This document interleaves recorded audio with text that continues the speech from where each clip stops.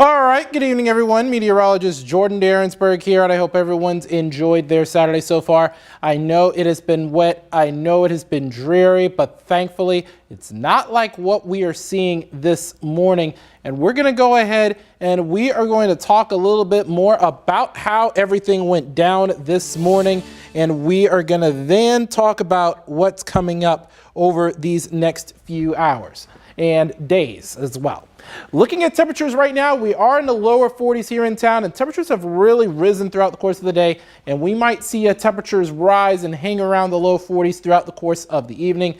But take a look at this. We started off below freezing, and there you see that rain shower activity that started off as a little bit of that freezing rain. That thin layer of cold air allows that rain to freeze on contact because that raindrop does not have time to freeze before it reaches the ground, where you have that cold air layer that thin at the surface. But we did eventually warm up to those upper 30s, and right now there are a lot of areas in those lower 40s. That's why we saw all of that change over to just your run-of-the-mill rain.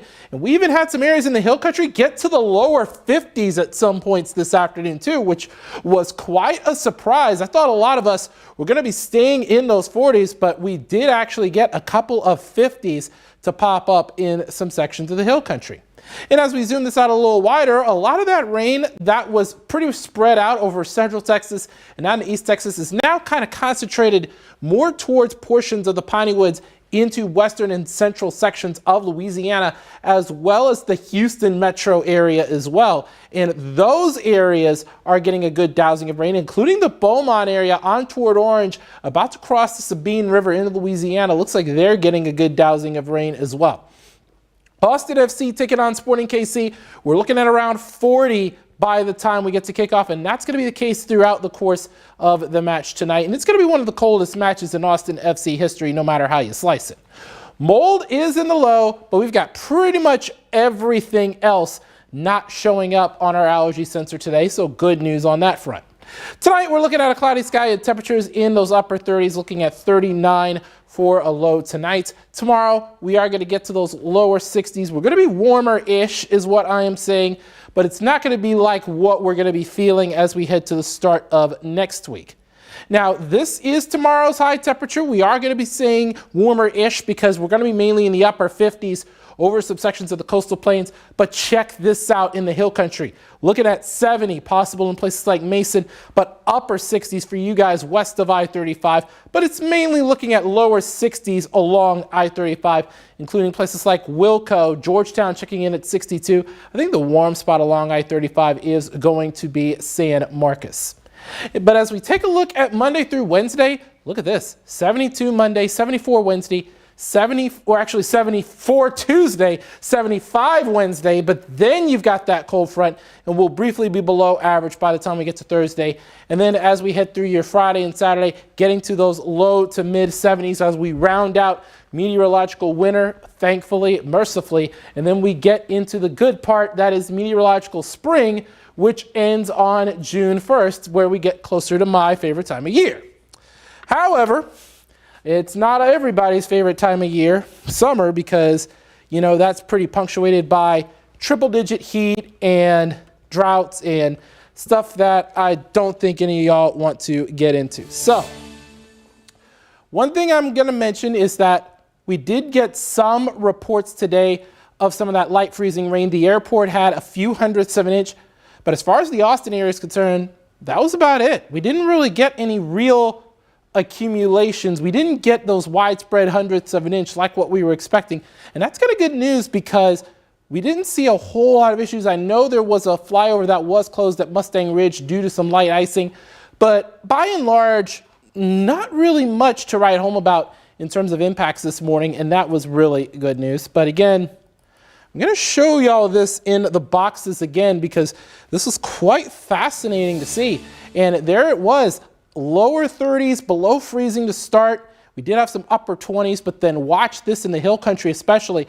I want you to loop, we're going to loop this again, and we want you to really watch the hill country where we got to the lower 30s, but then watch this as they really rose up to those 50s.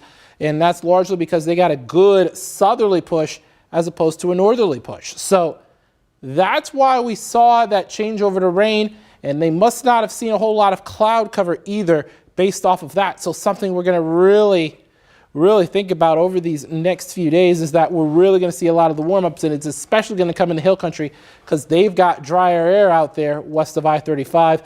And a lot of that rain now, as you see, is now moved on off to the east over the Piney Woods, western sections of Louisiana, central sections of Louisiana. Some good heavy rain there. It looks like southeast of Lafayette now starting to pop up there as well. And we're going to be looking pretty much like this for Austin FC's match against Sporting KC, which kicks off in about an hour from now. But as we look at our allergy count, nothing to really worry about as far as the allergy medicine. Looks like the allergy medicine can get a break for the night before we have the cloudy sky for tonight, and then highs tomorrow getting to the lower 60s.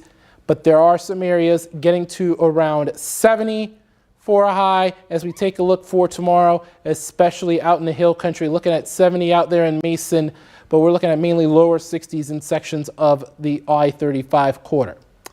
Lower 70s with a good push of southerly flow by the time we get to Monday and eventually and on into Wednesday. And we do have a strong cold front that does come in. Could have a brief shower chance on Thursday, but by and large, we're mainly looking at those low to mid 70s. So we're going to definitely track this for you over the next few days. And again, over the next few hours, we are going to be seeing more of these temperatures really start to climb. And then over the next few days, we get to those low to mid 70s. And looking way past the 7-day, looks like this is going to be the pattern for the next couple of weeks as well. So we're not really going to see any more real cold snaps this winter. So you could call that cold snap that we just had the last one of the winter. So Old Man Winter is about to loosen his grip on Central Texas, and spring is about to be upon us. So keep watching us here on KView. We're going to be on later on tonight at 10 with all your latest. It's going to be after that basketball game, and we're going to have all of the details for you on your forecast for this week coming up, especially as we head into Monday through Wednesday, because some of y'all are really looking forward to those 70s like I am. But for now, I'm meteorologist Jordan Aaronsberg. I hope everyone enjoys their Saturday evening.